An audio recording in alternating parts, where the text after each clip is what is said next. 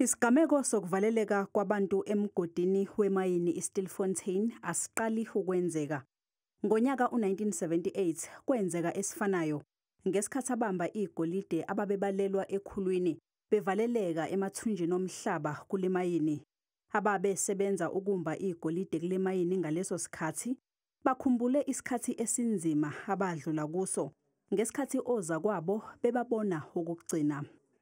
Lamgodi abantu batshona pha closed 92 think so yeah.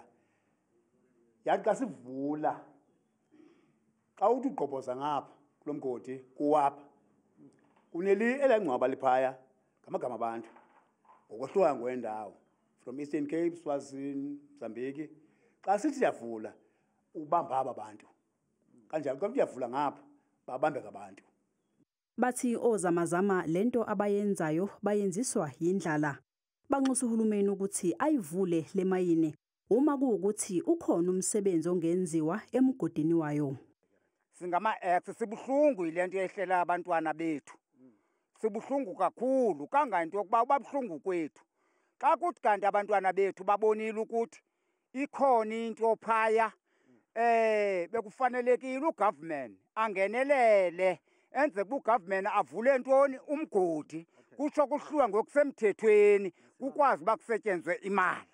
Aba bantu tata bephansi nje emigodini yindlala yokuhlupheka. Akakho umuntu angabotshwa ngentamba ahle kanti lo muntu lowo akahluphekanga. Imayini yehluleka ukukhipha izisebenzi ezazivaleleke ngaphansi kule mayini. Kwakhiwa itshe lesikhumbuzo elinamagama alezi zisebenzi. Kodwa ke lisekhona ithemba lokuthi laba abayizinkulungwane ezine abavalelekile ngaphansi basengakwazi ukuphuma.